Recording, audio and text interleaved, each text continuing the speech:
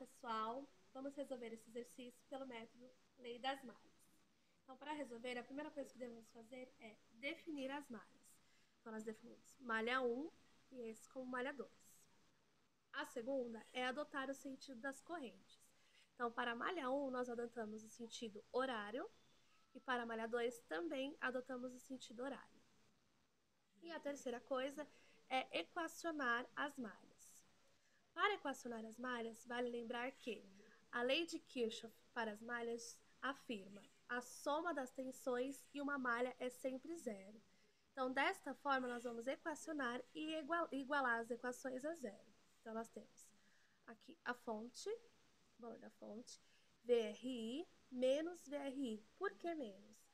Porque quando passa pelos resistores, né, quando a fonte passa pelos resistores, há uma queda de tensão. Então, nós temos menos VRI, menos VR2.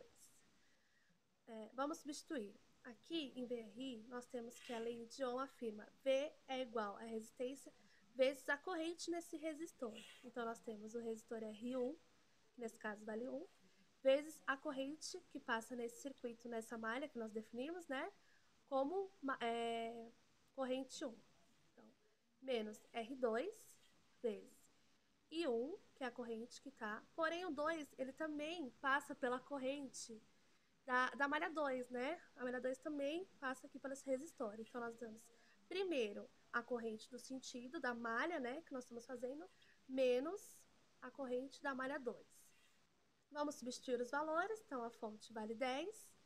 A corrente 1, que é a corrente que a gente quer achar, né? Nessa malha 1, menos o resistor, que vale 2, mais 2, 1. Porque aqui nós fazemos a distributiva. Então, fica menos 2 vezes a corrente 1, menos com menos mais, então mais 2 vezes a corrente 2. E aí a gente chega nessa equação aqui, que é a equação número 1, que é a equação número 1 para a malha 1. Então, para a malha 2, a mesma coisa, nós vamos equacionar. Vale ressaltar da lei de Kirchhoff novamente, que é igual a zero, né? A soma das tensões.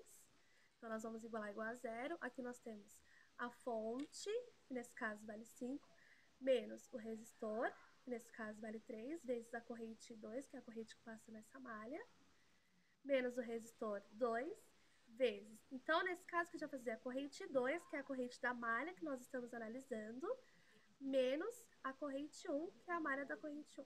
Nós vamos chegar na outra equação, a equação 2.